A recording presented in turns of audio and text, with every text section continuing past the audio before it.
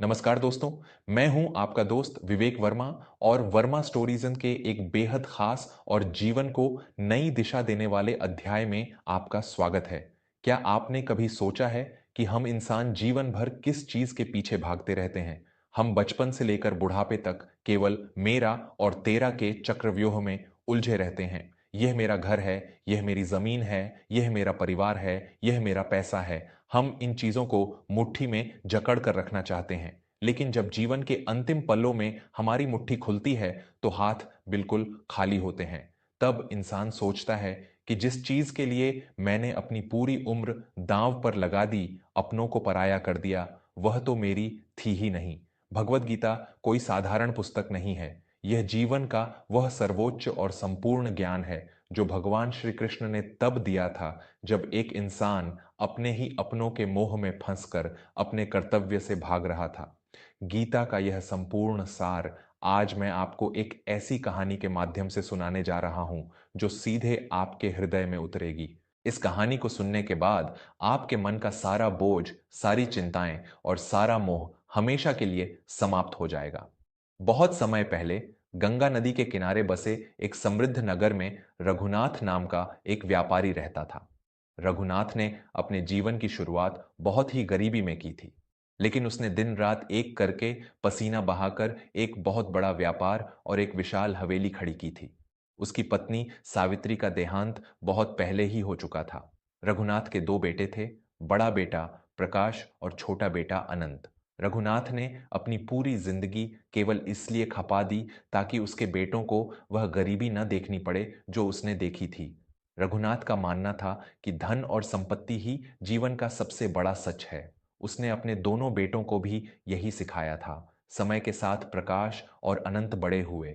रघुनाथ ने अपना पूरा व्यापार और अपनी सारी संपत्ति खुशी खुशी अपने दोनों बेटों के नाम कर दी और खुद व्यापार से संन्यास ले लिया। उसे लगा कि अब उसका बुढ़ापा बहुत ही सुख और शांति से बीतेगा। उसके बेटे उसकी सेवा करेंगे और परिवार में प्रेम बना रहेगा। लेकिन दोस्तों, जब रिश्ते पैसों की नींव पर टिके हों तो वे बहुत जल्दी दरकने लगते हैं। कुछ ही महीनों में हवेली का माहौल पूरी तरह से बदल गया। प्रकाश और अनंत के बीच व्यापार को लेकर रोज झगड़े होने लगे। दोनों भाइयों की नजर हवेली के उस हिस्से और व्यापार के उस मुनाफे पर थी जो दूसरे के पास था। रघुनाथ जिस कमरे में रहता था वहां तक रोज उनके झगड़े की आवाजें आती थीं। एक दिन बात इतनी बढ़ गई कि दोनों भाई हवेली के आंगन में खड़े होकर एक दूसरे को गालियां देने लगे और बंटवारे के लिए अदालत जाने की धमकी देने लगे। रघुनाथ अपने कांपते कदमों से लाठी टेकता हुआ आंगन में आया। उसकी आंखों में आंसू थे। रघुनाथ ने रुंधे हुए गले से कहा, बेटा प्रकाश, अनंत, ये तुम दोनों क्या कर रहे हो? जिस संपत्ति को मैंने अपने खून पसीने से तुम दोनों के लिए बनाया, आज वही तुम दोनों के बीच दीवार बन गई है। क्या तुम्हें मेरी इस सफेद दाढ़ी का भी कोई लिहाज नहीं है? प्रकाश ने मुड़कर अपने पिता की तरफ कठोर नजरों से देखा और बोला, पिताजी, आप बीच में मत बोलिए। आपने जो करना था कर दिया। अब यह संपत्ति हमारी है। अनंत व्यापार में बराबर का काम नहीं करता, फिर भी इसे आधा हिस्सा चाहिए। मैं अपनी मेहनत की कमाई इसे मुफ्त में नहीं खाने दूंगा। अनंत भी तुरंत चिल्लाया, अच्छा, तूने ही सारा व्यापार खड़ा किया है। पिताजी ने संपत्ति हम दोनों के नाम की है। मैं अदालत जाऊंगा और हवेली के बीचों बीच दीवार खड़ी करवाऊंगा। यह सुनकर रघुनाथ वहीं जमीन पर बैठ गया। उसके अपने ही खून ने उसे पराया कर दिया था। जिन बेटों के लिए उसने अपनी जवानी, अपना सुख और अपना चैन त्याग दिया था, वे आज पैसों के लिए अंधे हो चुके थे। रघुनाथ को अब उस हवेली में कोई पूछता भी नहीं था। वह दिन रात अपने कमरे में रोता रहता। वह सोचता कि उसने आखिर क्या पाप किया था जिसका दंड उसे बुढ़ापे में मिल रहा है। उसका पूरा जीवन उसे एक व्यर्थ का संघर्ष लगने लगा था। कुछ दिनों बाद रघुनाथ के बचपन का एक अभिन्न मित्र दीनानाथ तीर्थ यात्रा से लौटकर उससे मिलने आया। दीनानाथ एक बहुत ही ज्ञानी और शांत स्वभाव का व्यक्ति था। उसने गीता के ज्ञान को अपने जीवन में पूरी तरह से उतार लिया था। जब दीनानाथ रघुनाथ के कमरे में पहुंचा तो उसने देखा कि रघुनाथ बिस्तर पर एक जिंदा लाश की तरह पड़ा है। दीनानाथ ने उसके सिर पर हाथ फेरा और पूछा, क्या बात है मित्र? जिस इंसान ने पूरे नगर पर राज किया, आज उसकी यह दशा कैसे हो गई? तुम्हारे चेहरे का तेज कहाँ चला गया? रघुनाथ दीनानाथ के गले लगकर फूट फूट कर रोने लगा। उसने अपने बेटों के झगड़े और अपने अपमान की सारी कहानी दीनानाथ को सुना दी। रघुनाथ ने सिसकते हुए कहा, मेरा सब कुछ खत्म हो गया दीनानाथ। मेरी जीवन भर की कमाई मेरे ही परिवार को खा रही है। मेरे बेटे एक दूसरे के खून के प्यासे हो गए हैं। मैंने खाली हाथ इस दुनिया से जाने के लिए इतनी मेहनत नहीं की थी। मुझे ऐसा लगता है कि मैं हार गया हूँ। मेरे जीवन का कोई अर्थ ही नहीं बचा। उसी समय प्रकाश और अनंत भी कमरे के दरवाजे से गुजर रहे थे। उन्होंने अपने पिता के रोने की आवाज़ सुनी तो वे दरवाजे के पास ही रुक गए। दीनानाथ ने रघुनाथ को बहुत ही शांत भाव से देखा और एक ऐसी बात कही जिसमें श्रीमद् भगवद गीता का संपूर्ण सार छिपा था। दीनानाथ ने कहा, रघुनाथ, तुम आज इसलिए रो रहे हो क्योंकि तुम अज्ञान की नींद में सोए हुए हो। तुमने पूरी उम्र केवल मैं और मेरा का पाठ पढ़ा है। आज जो दुख तुम्हें मिल रहा है वह तुम्हारे बेटों के कारण नहीं बल्कि तुम्हारे इस मोह के कारण मिल रहा है। जरा याद करो कुरुक्षेत्र का वह मैदान जहां अर्जुन भी तुम्हारी ही तरह अपने सगे संबंधियों को देखकर मोह में पड़ गया था और अपने हथियार डाल दिए थे। तब भगवान श्री कृष्ण ने उसे जो ज्ञान दिया था वह आज तुम्हारे लिए भी उतना ही आवश्यक है। रघुनाथ ने अपनी आंसू भरी आंखों से दीनानाथ की ओर देखा। दरवाजे के बाहर खड़े प्रकाश और अनंत भी ध्यान से सुनने लगे। दीनानाथ ने गंभीर और गहरी आवाज में कहा, भगवान श्री कृष्ण कहते हैं कि हे प्राणी, तू खाली हाथ आया था और खाली हाथ ही वापस जाएगा। आज तू जिस संपत्ति को अपना कह रहा है वो कल किसी और की थी और कल किसी और की हो जाएगी। तू रोता क्यों है? तूने क्या खो दिया है? जो तूने यहां से लिया वो यहीं से लिया, जो दिया वो यहीं पर दिया। फिर तेरा क्या है जिसे खोने का तुझे डर है? रघुनाथ ने कांपती आवाज में पूछा, लेकिन मित्र, मैंने दिन रात मेहनत करके यह हवेली और यह व्यापार खड़ा किया है। यह सब मेरा कर्म था। क्या मेरे कर्म का कोई मोल नहीं?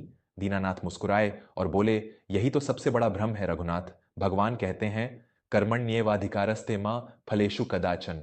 तेरा अधिकार केवल कर्म करने पर है, उसके फलों पर नहीं। तूने एक पिता होने के नाते अपना कर्म किया, धन कमाया और बच्चों का पालन पोषण किया। तेरा काम वहीं खत्म हो गया। लेकिन तूने उस कर्म के फल यानी उस संपत्ति और अपने बेटों से अपना मोह जोड़ लिया। तूने सोचा कि तूने उन्हें पाला है तो वे तेरी सेवा करेंगे। यह तेरी अपेक्षा थी, तेरा स्वार्थ था, और जहां स्वार्थ होता है वहां दोहक का जन्म लेना निश्चित है। दीनानाथ की बातें तीर की तरह रघुनाथ के दिल में उतर रही थीं। दीनानाथ ने आगे कहा, तू कह रहा है कि तेरा सब कुछ खत्म हो गया। क्या खत्म हो गया रघुनाथ? यह शरीर, यह तो वैसे भी एक दिन मिट्टी में मिल जाना है। गीता कहती है कि आत्मा अजर और अमर है। जैसे मनुष्य पुराने वस्त्रों को त्याग कर नए वस्त्र धारण करता है, वैसे ही आत्मा पुराने शरीर को छोड़कर नया शरीर धारण करती है। यह हवेली, यह सोना चांदी, यह सब मिट्टी है। क्या तू इसे अपने साथ ऊपर ले जा सकता है? नहीं ना। तो फिर जो चीज तेरी है ही नहीं, उसके लिए तू इतना शोक क्यों कर रहा है? कमरे के बाहर खड़े प्रकाश और अनंत के कदम वहीं जम गए थे। उन्हें ऐसा लग रहा था जैसे कोई उनके मन के अंदर छिपे हुए लालच और अहंकार को आईना दिखा रहा हो। दीनानाथ ने रघुनाथ का हाथ अपने हाथों में लिया और कहा, रघुनाथ, जो हुआ वह अच्छा हुआ। जो हो रहा है वह भी अच्छा ही हो रहा है, और जो होगा वह भी अच्छा ही होगा। तू व्यर्थ ही चिंता करता है। तू यह क्यों सोचता है कि सब कुछ तू ही कर रहा है? तू तो केवल एक निमित्त है, करने वाला तो वह ईश्वर है। आज से अपना यह अहंकार छोड़ दे कि मैंने संपत्ति बनाई, और यह मोह छोड़ दे कि तेरे बेटे तेरी सेवा करें। तू अपना जीवन भगवान को समर्पित कर दे और संभव में जीना सीख। चाहे सुख आए या दुख, सम्मान मिले या अपमान, लाभ हो या हानि, जो इंसान हर परिस्थिति में समान रहता है वही सच्चा योगी है और उसी को परम शांति मिलती है।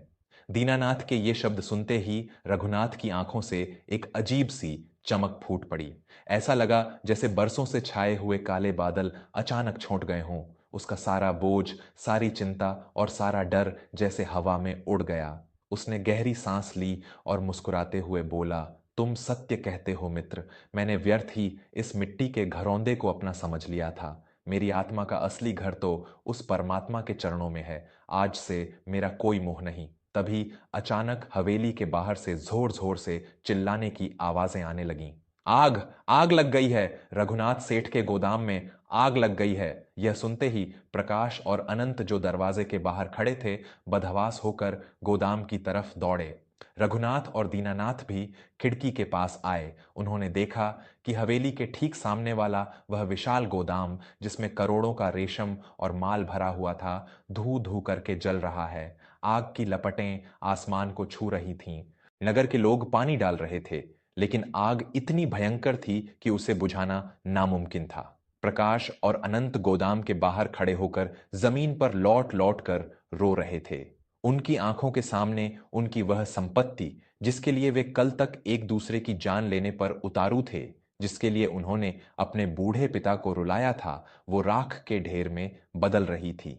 कुछ ही घंटों में सब कुछ स्वाहा हो गया। करोड़ों का माल खाक हो गया। दोनों भाई राख और धुएं से सने हुए रोते हुए हवेली में वापस आए और सीधे अपने पिता के कमरे में गए। उन्हें लगा कि उनका पिता इस भयंकर नुकसान को सुनकर सदमे में आ जाएगा, लेकिन जब वे कमरे में पहुंचे तो उन्होंने जो देखा उस पर उन्हें विश्वास नहीं हुआ। रघुनाथ बिल्कुल शांत बैठा था। उसके चेहरे पर न कोई दुख था, न कोई शिकन। प्रकाश ने रोते हुए कहा, पिताजी, हमारा सब कुछ लुट गया। हमारा गोदाम जलकर राख हो गया। हम बर्बाद हो गए पिताजी। रघुनाथ ने बहुत ही प्यार और करुणा से अपने दोनों बेटों को देखा। उसने अपने दोनों हाथ फैलाए और उन्हें गले से लगा लिया। रघुनाथ ने मुस्कुराते हुए कहा, शांत हो जाओ मेरे बच्चों, क्या जला है? कुछ रेशम के धागे और लकड़ियां, वो राख का ढेर हमारी असली संपत्ति नहीं थी। आज उस आग ने हमारा माल नहीं जलाया है प्रकाश, बल्कि उस आग ने तुम्हारे और अनंत के बीच की उस दीवार को जलाकर राख कर दिया है, जो उस संपत्ति की वजह से खड़ी हुई थी। ईश्वर का धन्यवाद करो कि उसने हमें यह बताने के लिए कि यह धन कितना नाशवान है, केवल एक गोदाम लिया। अगर यह मोह न टूटता तो शायद तुम दोनों भाई एक दिन एक दूसरे की जान ले लेते। अनंत अपने पिता के पैरों में गिर पड़ा और रोते हुए बोला, हमें क्षमा कर दीजिए पिताजी। हम उस कागज के टुकड़ों और सिक्कों के नशे में इतने अंधे हो गए थे कि भगवान को और भगवान के रूप में बैठे आपको भूल गए थे। दीनानाथ चाचा जी ने आज हमारे भी नेत्र खोल दिए हैं। हम भूल गए थे कि हम खाली हाथ आए थे और खाली हाथ ही जाएंगे। प्रकाश ने भी हाथ जोड़कर कहा, पिताजी, संपत्ति गई तो क्या हुआ, हम फिर से मेहनत करेंगे, लेकिन अब यह मेहनत किसी लालच के लिए नहीं, बल्कि अपने कर्तव्य के रूप में करेंगे। हमें अब कोई बंटवारा नहीं करना। हम सब एक साथ इसी हवेली में रहेंगे। रघुनाथ की आंखों से आज फिर आंसू बह रहे थे, लेकिन आज ये दुख के नहीं, बल्कि परम आनंद और शांति के आंसू थे। उस दिन के बाद उस हवेली में कभी कोई झगड़ा नहीं हुआ। प्रकाश और अनंत ने निष्काम भाव से फिर से व्यापार शुरू किया और वे पहले से भी अधिक सफल हुए, लेकिन इस बार उनके मन में कोई लालच या अहंकार नहीं था। दोस्तों, यही है श्रीमद् भगवद गीता का संपूर्ण सार। यह जीवन एक सराय की तरह है, जहां हम कुछ पल के लिए आए हैं। यहाँ कुछ भी हमारा नहीं है, न ये शरीर, न ये धन और न ही ये रिश्ते। हमारा केवल एक ही धर्म है, निस्वार्थ भाव से अपना कर्म करना, फल की चिंता न करना और हर परिस्थिति में ईश्वर पर विश्वास रखते हुए अपने मन को शांत रखना। जब आप यह समझ जाते हैं कि जो हुआ अच्छा हुआ, जो हो रहा है अच्छा हो रहा है और जो होगा वह भी अच्छा ही होगा, तो जीवन की बड़ी से बड़ी परेशानी भी आपको विचलित नहीं कर सकती। अपनी मुट्ठी को खोलकर देखिए, इसमें जो कुछ भी आपने जकड़ रखा है उसे छोड़ दीजिए। फिर देखिए यह जीवन कितना सुंदर और कितना हल्का लगने लगेगा।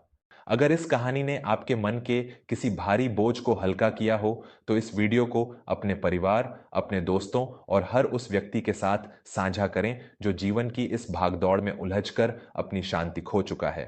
मैं आपका दोस्त विवेक वर्मा अब आपसे विदा लेता हूं। मिलते हैं वर्मा स्टोरीज के अगले अध्याय में एक नई कहानी और एक नई सीख के साथ। तब तक के लिए कर्म करते रहिए और फल की चिंता उस परम पिता परमात्मा पर छोड़ दीजिए। जय श्री कृष्ण,